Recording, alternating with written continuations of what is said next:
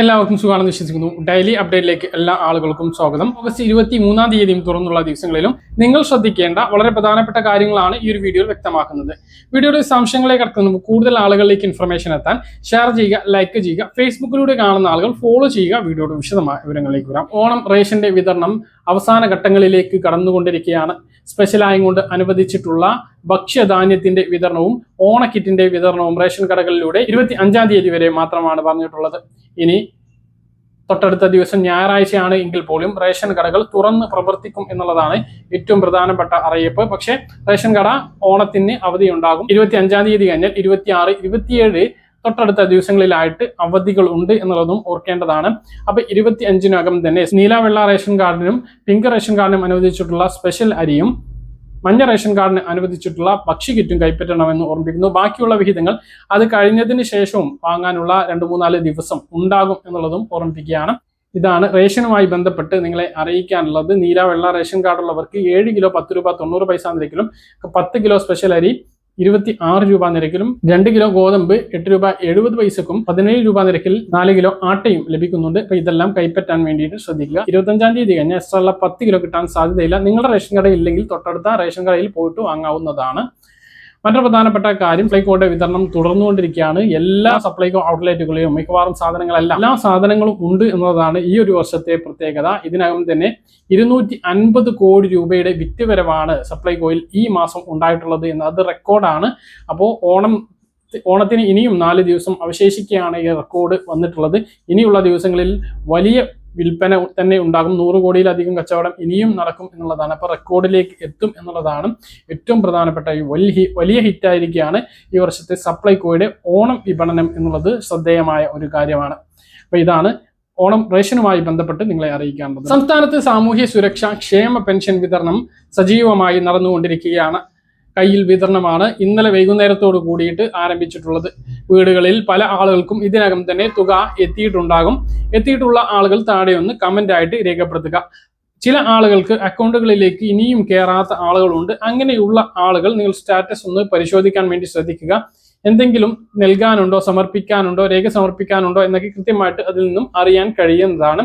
ഒരു പ്രശ്നവും ഇല്ല എങ്കിൽ തുക ബാങ്കിലേക്ക് കൈമാറി എന്നൊക്കെയാണ് കാണിക്കുന്നത് എങ്കിൽ ആ ഒരു തുക അക്കൗണ്ടുകളിലേക്ക് എത്തിച്ചേരുന്നതാണ്. കേന്ദ്ര വിഹിതം കുറവുള്ള, അതായത് 300, 200, 500 കുറവുള്ള ചില ആളുകൾ ഉണ്ടാകും. അവർക്ക് 25-നകം തന്നെ ഈ ഒരു തുക അക്കൗണ്ടുകളിലേക്ക് എത്തിച്ചേരുന്നതാണ്. ഈ ഒരു മാസം ഓഗസ്റ്റ് മാസത്തെ പെൻഷൻ മാത്രമാണുള്ളത്. പല ആളുകളും ചോദിക്കുന്നതുകൊണ്ടാണ് ഓഗസ്റ്റ് മാസത്തെ പെൻഷൻ കിട്ടിയിട്ടുള്ളവർക്ക് ഈ മാസം ഇനി വേറെ പെൻഷനൊന്നും ലഭിക്കുന്നില്ല. അപ്പൊ അതിന്റെ വിതരണമാണ് ഇപ്പോൾ പൂർത്തീകരിച്ചു കൊണ്ടിരിക്കുന്നത്. കയ്യിൽ പെൻഷൻ വിതരണം, വീട്ടിൽ പെൻഷൻ വിതരണം ഇപ്പോൾ നടന്നുകൊണ്ടിരിക്കുകയാണ്. മസ്റ്ററിങ്ങിന്റെ കാര്യമാണ് ഇനി പറയാനുള്ളത്. മസ്റ്ററിങ്ങിന്റെ 1-ാം ഘട്ടം ഏകദേശം പുരോഗമിച്ചു കൊണ്ടിരിക്കുകയാണ്. ഇനി ക്യാമ്പുകൾ സംഘടിപ്പിച്ചുള്ള മസ്റ്ററിംഗ് ആണ്. അത് സെപ്റ്റംബർ 1 മുതൽ ആരംഭിക്കും. വാർഡ് തലങ്ങളിലാണ് ക്യാമ്പുകൾ സംഘടിപ്പിച്ച് മസ്റ്ററിംഗ് ഒരുക്കുന്നത്. അതായത് തദ്ദേശ സ്ഥാപന വാർഡ് മെമ്പർമാർ ഇക്കാര്യം പെൻഷൻ ഗുണഭോക്താക്കളെ അറിയിക്കുന്നതാണ്. അപ്പോൾ മസ്റ്ററിംഗ് നടപടികൾ അത് കൃത്യസമയത്ത് തന്നെ പൂർത്തീകരിക്കാൻ വേണ്ടി ശ്രദ്ധിക്കുക. ഇതിനകം തന്നെ പകുതിയിലധികം ആളുകളും സംസ്ഥാനത്ത് മസ്റ്ററിംഗ് പൂർത്തീകരിച്ചിട്ടുണ്ട്. മസ്റ്ററിംഗ് പൂർത്തീകരിക്കാതിരുന്നാൽ ഒക്ടോബർ മാസം മുതൽ പെൻഷൻ മുടങ്ങുന്ന സാഹചര്യം ഉണ്ടാകും.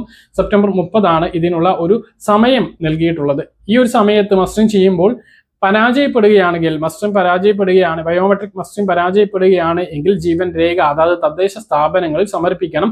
ഇനി ക്ഷേമ ബോർഡ് പെൻഷൻ ഗുണഭോക്താക്കളാണെങ്കിൽ അതാത് ക്ഷേമ ബോർഡുകളിലും ഈ രേഖ നൽകണം. അതുകൊണ്ട് തന്നെ ഇപ്പോൾ തന്നെ ചെയ്യാൻ ശ്രമിക്കുകയാണ് എങ്കിൽ അഥവാ പരാജയപ്പെട്ടാൽ അത് രേഖ നൽകാനുള്ള കൂടുതൽ സമയം ലഭിക്കും എന്നുള്ളതാണ്. പിന്നെ ഒന്ന്, കിടപ്പ് രോഗികൾക്ക് വീട്ടിലെത്തി മസ്റ്ററിംഗ് ചെയ്യാനുള്ള സൗകര്യം ഉണ്ട്. പക്ഷേ കിടപ്പ് രോഗികളല്ലാത്തവരും കഴിഞ്ഞ പ്രാവശ്യം അനാവശ്യമായി വീടുകളിലേക്ക് അക്ഷയ ജീവനക്കാരെ വിളിച്ചു വരുത്തുന്ന സാഹചര്യം ഉണ്ടായി. അക്ഷയയിലെത്തി മസ്റ്ററിംഗ് ചെയ്യുന്നതിന് 30 രൂപയും വീട്ടിലെത്തി മസ്റ്ററിംഗ് ചെയ്യുന്നതിന് 50 രൂപയുമാണ്.